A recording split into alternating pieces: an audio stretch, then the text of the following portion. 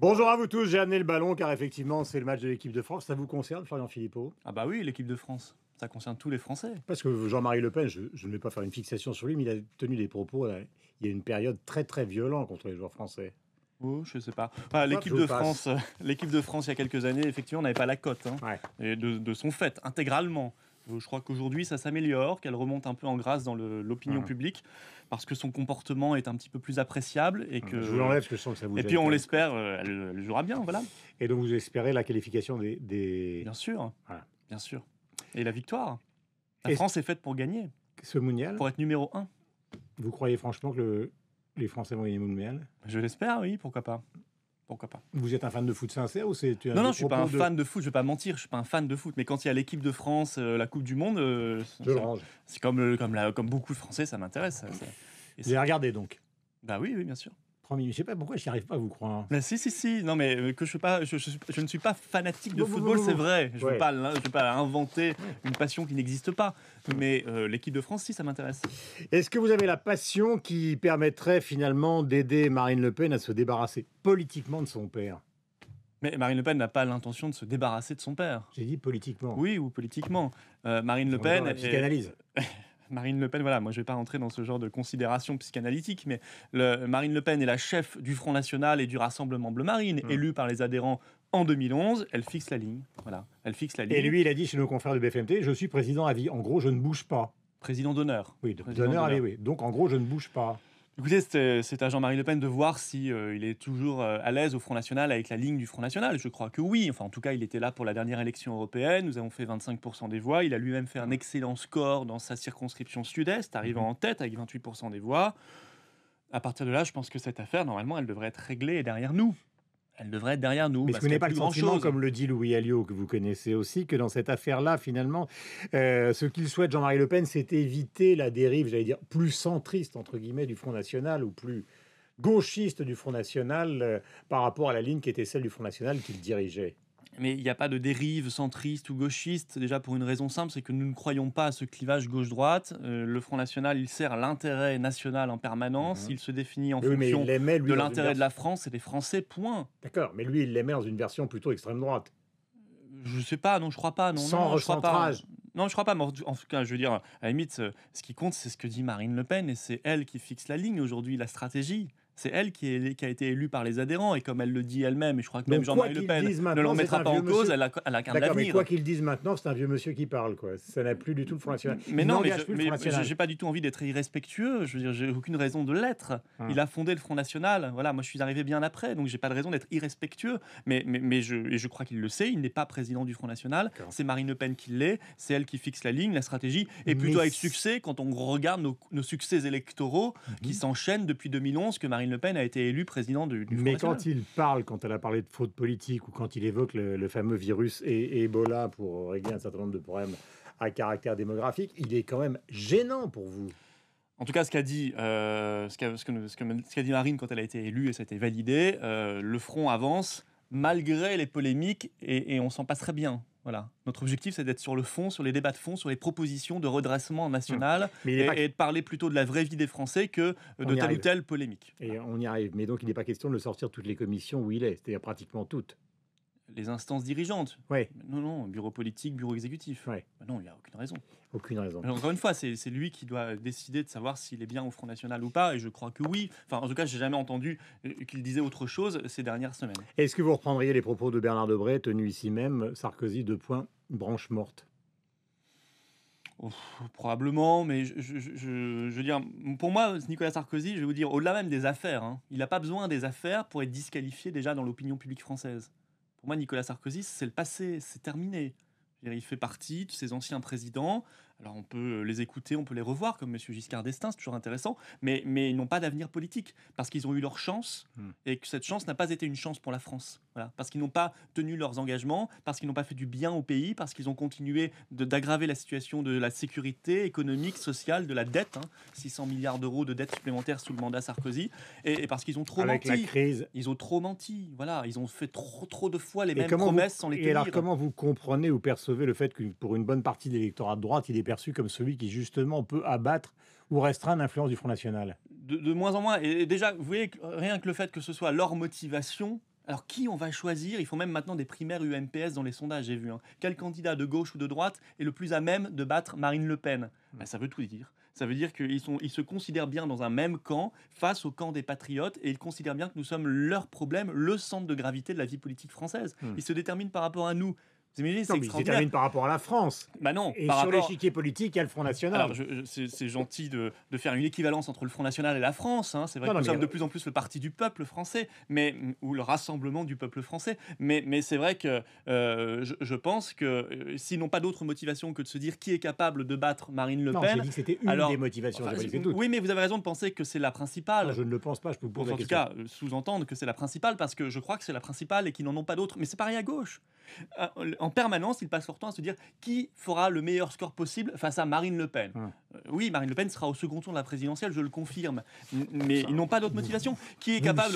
Ils devraient se dire, ils devraient penser, mais qui est capable de présenter le meilleur projet pour la France? Qui est capable d'être le plus rassembleur pour les Français? Non, ça n'est pas ça leur motivation. Parce qu'ils ont compris que leur camp, c'est le camp de l'ancien régime, entre guillemets, et encore c'est trop gentil de leur dire ça, c'est le camp d'un ancien système, d'une ancienne époque qui est révolu, qui est terminé, et il faut passer à autre chose, et l'avenir c'est le patriotisme, et l'avenir c'est cette idée que la France va se redresser, mais pas simplement en se fondant dans le magma européen ou mondialiste.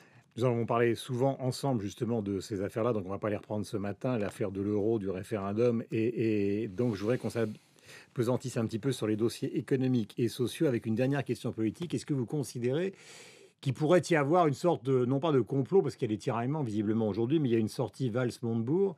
Est-ce que vous considérez qu'ils vont tout faire pour se débarrasser de François Hollande? Ou que François Hollande n'a plus aucune chance d'être le candidat des socialistes? Parce que vous êtes un dirigeant politique, donc vous devez réfléchir aussi à ces questions-là. Là aussi, les primaires sont ouvertes à gauche. François Hollande n'est absolument pas le candidat naturel de son camp. On voit bien qu'il a une assise populaire extrêmement faible. On le voit dans les élections, on le voit dans les sondages. Il n'y a plus que 3% des Français qui souhaitent qu'il se représente en 2017. Donc évidemment, il y aura là aussi, comme à l'UMP, si Nicolas Sarkozy une guerre des chefs, lui, une c'est guerre un des petits retraité chefs. actif. Oui, c'est surtout quelqu'un qui a fait du mal à la France. Mais vous voyez, Valls ou Montebourg, bon... Et qu'est-ce que ça changera demain? Ils sont déjà au pouvoir, ces gens-là. Ils ont déjà les manettes, ils sont déjà ministres. L'un même est déjà Premier ministre. À quoi servent-ils? Ils font la même politique que François Hollande. Donc, je veux dire, il n'incarne aucun avenir non plus. Mais le départ, puisqu'on en parle, le départ de M. Montebourg du gouvernement serait un acte salutaire de clarification. Parce qu'aujourd'hui, il est là pour essayer d'enfumer, pour essayer de faire croire, c'est l'enfumeur professionnel, essayer de faire croire qu'il y a une volonté industrielle en France, dans le gouvernement, qu'il y a une volonté d'interventionnisme un peu plus fort de l'État dans l'économie. Il n'en fait rien, on l'a vu sur Florange, on est en train de le voir sur Alstom. Alors donc, si M. Montebourg quitte le gouvernement, ça clarifie les choses. Au moins la ligne euro-libérale sera totalement assumée désormais. Si c'est General Electric qui l'emporte, il faut qu'il sorte. Parce que finalement, il a soutenu l'autre. Ah, mais l'affaire Alstom est une affaire cruciale pour lui. Mais General Electric, moi je ne fais pas de différence entre le projet Siemens Mitsubishi ou General Electric. Déjà, ils se ressemblent beaucoup sur le fond, et puis c'est une solution qui n'est pas française. Or, Alstom est une entreprise stratégique française qui a été construite par des générations de Français et qui sert les intérêts stratégiques de notre pays. Mais si elle n'a pas d'avenir, pourquoi elle n'a pas d'avenir? Elle est même en bénéfice. L'État va payer? Mais elle fait l'État va racheter? Excusez-moi, elle fait 400 millions d'euros de bénéfices. Pourquoi elle n'aurait aucun avenir? Elle est sur un secteur extrêmement stratégique d'avenir. Donc je considère... Mais la question n'est pas là, c'est que son actionnaire numéro 1 veut le vendre. Eh bien, nous considérons et nous avons dit que la Caisse des dépôts et consignations, qui est le bras armé de l'État français, va prendre les parts de Bouygues, c'est-à-dire 29% du groupe, ce qui permet d'avoir le poids nécessaire pour orienter stratégiquement le groupe. Et ça ne se fera pas, vous le savez. Et pourquoi? Parce que le conseil d'administration est contre pour l'instant. Non, c'est à l'État d'en décider. Mais l'État français, effectivement, ne souhaite peut-être pas le faire parce qu'il n'a plus le sens du patriotisme économique. Et c'est pour ça que je dis que le départ de M. Montebourg serait salutaire, ça clarifierait les choses. On arrêterait cette fable du patriotisme économique qui n'existe pas, la fable de la marinière, si on devait un peu jouer à la Montebourg.